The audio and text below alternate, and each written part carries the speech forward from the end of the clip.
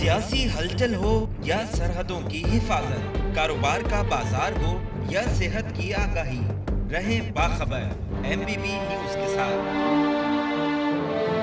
KMC का ये छठा अस्पताल है जिसके अंदर वैक्सीनेशन सेंटर सिंध गवर्नमेंट ने इस्टेब्लिश किया, केएमसी ने इस्टेब्लिश किया और इंशाल्लाह अगले 2 से 3 रोज में 2 और सेंटर्स में खोल दिया जाएगा।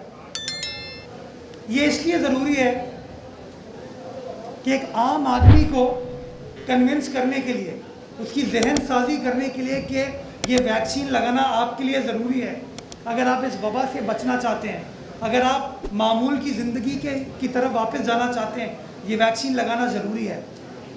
वो आम आदमी आधा घंटा 1 घंटा सफ़र करके अगर कहीं पहुंचेगा तो 10 बार सोचेगा कि मैं वैक्सीन लगाऊं नहीं लगाऊं, मुझे दफ्तर जाना है, मुझे अपनी दुकान पे जाना है, मुझे अपने कारखाने जाना है। लेकिन जब उसकी दहलीज पे, उसके घर के पास वैक्सीनेशन सेंटर खुला होगा तो उसके लिए भी आसानी होगी वैक्सीन लगवाने में। और मैं आपको बताना चाहूँगा कि इस वैक्सीनेशन सेंटर से केएमसी सिर्फ गिजरी नहीं, पीछे डिफेंस का पॉश इलाका भी है, वहाँ के लोग भी यहाँ आ सकते हैं, क्योंकि डीएचए में तो पीटीआई हमें वैक्सीनेशन सेंटर इस्टेब्लिश नहीं करने दे रही। तो ये गिजरी में केएमसी का अस्पताल मौजूद है, बेहतरीन फैसिलिटी अवेलेबल है, वैक्सीन अवेलेबल है।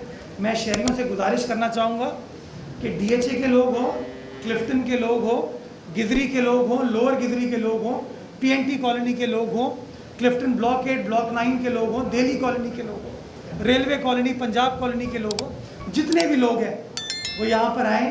वैक्सीन अवेलेबल है, मुफ्त वैक्सीन आपको लगाई जा रही है। वैक्सीन लगाएं ताकि हम मामूल की ज़िंदगी की तरफ एक बार फिर वापस जा सकें।